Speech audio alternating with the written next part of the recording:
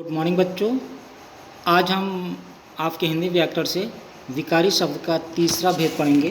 तीसरा भेद कौन सा है? विशेषण। इसके पहले आपको संज्ञा और सर्वनाम बता दिया गया है। ठीक है बच्चों, तो आइए देखते हैं विशेषण। बच्चों, स्क्रीन पर आपको कुछ चित्र और कुछ वाक्य लिखे दिख रहे हैं। पहले चित्र के नीचे लिखा है माताजी ने 5 कमीजें खरीदी, और दूसरे के नीचे लाल कार खड़ी है, काली गाय को घास डाल दो, 3 कबूतर उड़ रहे हैं, यह गाड़ी मेरी है, दीदी ने 2 दर्जन केले खरीदे।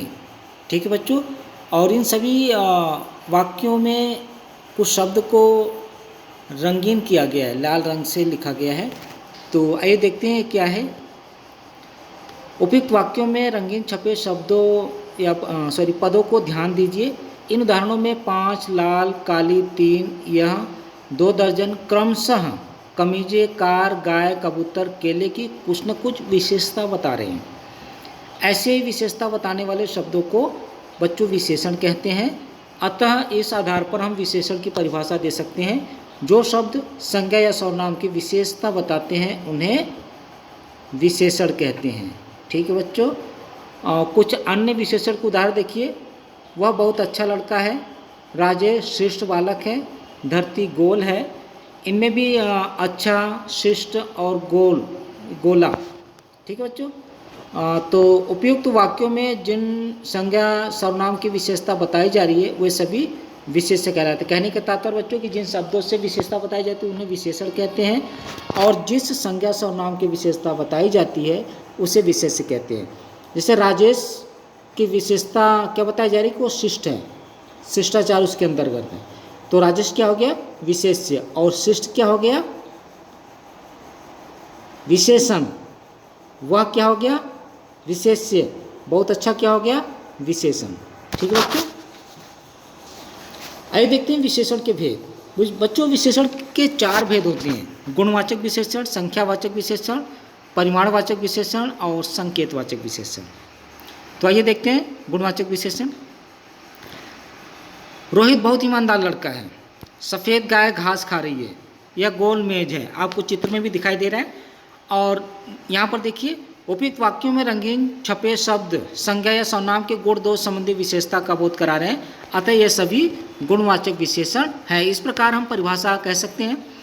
जो शब्द संज्ञा सर्वनाम के गुण दोष में बच्चों भाव, रंग, आकार, प्रकार, स्वाद, गंध, देश, काल, स्थान, स्थिति, दशा एवं स्पर्श आदि का बोध करवा रहे हैं उन्हें गुणवाचक विशेषण कहते हैं। ये जितने भी हमने शब्द लिखे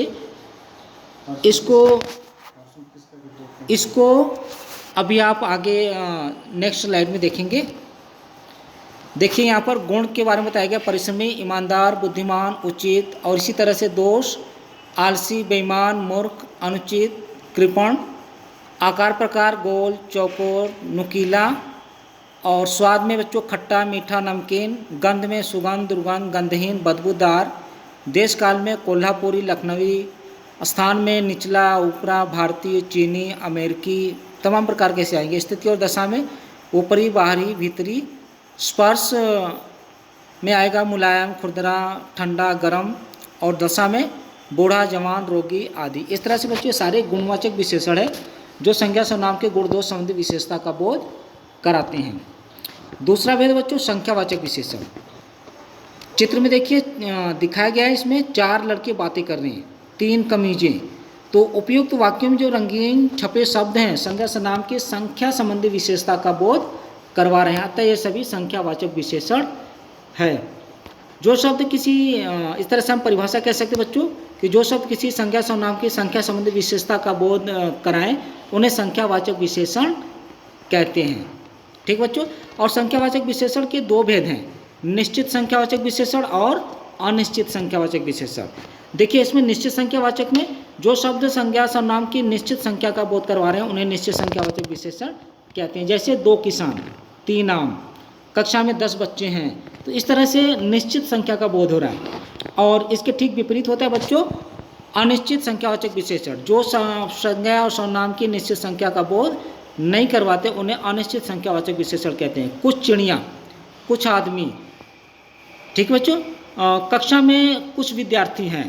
तो इस तरह से निश्चित संख्या का बोध न होने पर क्या होता है, अनिश्चित संख्यावाचक विशेषण। तीसरा भेद देखिए, परिमाणवाचक विशेषण। जिन विशेषण शब्दों से संज्ञा या सर्वनाम के मात्रा यानी माप तोल का बोध हो उन्हें परिमाणवाचक विशेषण कहते हैं।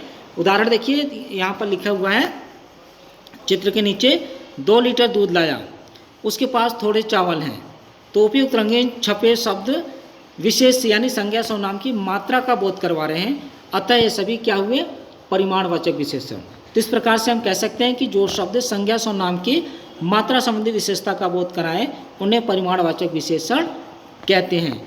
और परिमाणवाचक विशेषण के भी बच्चों 2 भेद हैं, निश्चित परिमाणवाचक विशेषण और अनिश्चित परिमाणवाचक विशेषण। जो शब्द संज्ञा सर्वनाम की निश्चित मात्रा का बोध कराएं उन्हें निश्चित परिमाणवाचक विशेषण कहते हैं, जैसे 2 लीटर दूध, 10 मीटर कपड़ा, 10 केजी चावल।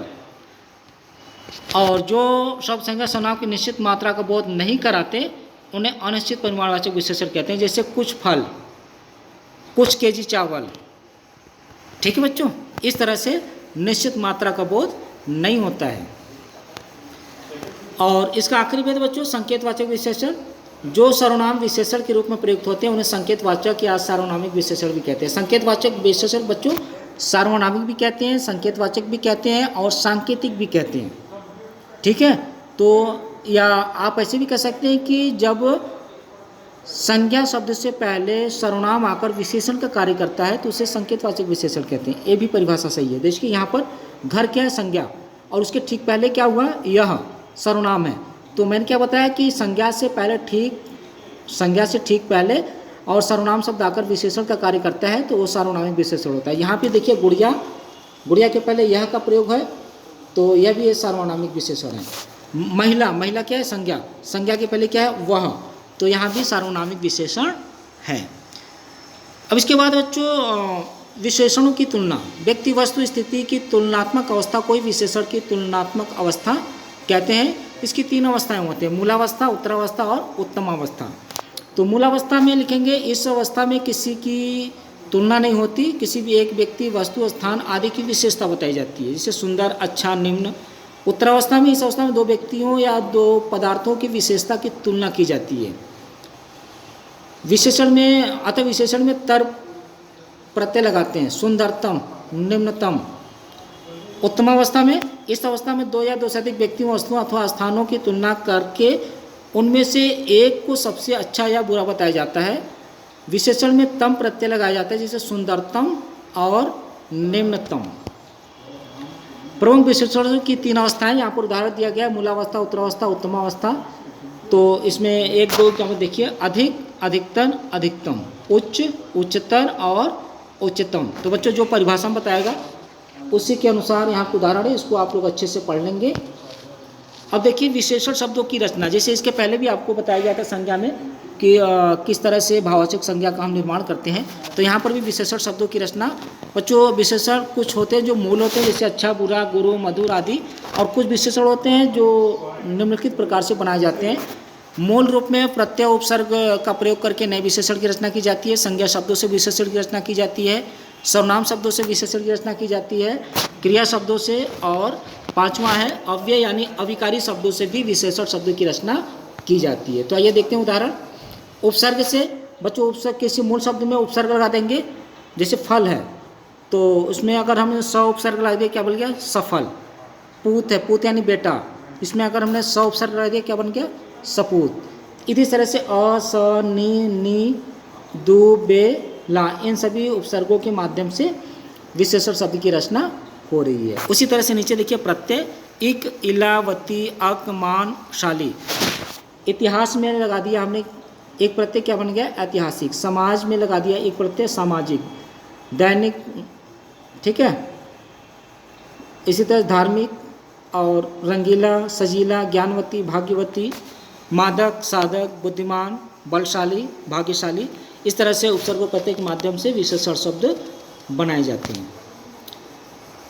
और कुछ ऐसे भी विशेषण शब्द होते हैं जो उपसर्ग और प्रत्यय दोनों से मिलते हैं। ठीक है बच्चों, जैसे मान मूल शब्द है, इसमें उपसर्ग लगा दिया अप, क्या बन गया, अपमान। इसमें इत प्रत्यय लगा दिया, क्या बन गया, अपमानित। इसी तरह से धर्म में अप्रत्यय लगाया और उपसर्ग लगा दिया एक अधार्मिक। तो इस तरह से अनाचारी, अनात्मिक, अन्यायी, नास्तिक, कुछ ऐसे विशेषण होते हैं जिसमें उपसर्ग और प्रत्यय दोनों लगा हुआ होता है। संज्ञा शब्दों से विशेषण शब्द की रचना, यहाँ पे देखो भटक संज्ञा शब्द, इसमें आ प्रत्यय लगा दिया संज्ञा शब्द में, तो क्या बन गया भटका। प्यास का बन गया प्यासा, भूख भूखा, प्यार प्यारा, ईर्ष्या ईर्ष्यालु, दया दयालु, झगड़ा झगड़ालु, अर्थ आर्थिक, धर्म धार्मिक। इस तरह से हमने देखा कि संज्ञा शब्दों से विशेषण शब्द की रचना होती है। सर्वनाम से विशेषण शब्द का निर्माण, देखिए जो है सर्वनाम, जो का विशेषण क्या बन गया जैसा, वह का वैसा, यह का ऐसा, कौन कैसा, आप आपसा, मैं मुझसा। इसी तरह से क्रिया से पठ पठित, ठीक है, बेचना बिकाऊ, पत पतित, टिकना टिकाऊ, पालना पालित, वंदन वंदनीय, खाना खाऊं, उड़ उड़ाऊं। इसी तरह से अव्यय शब्द से विशेषण भीतर भीतरी, बाहर बाहरी, ऊपर ऊपरी, पीछे पिछला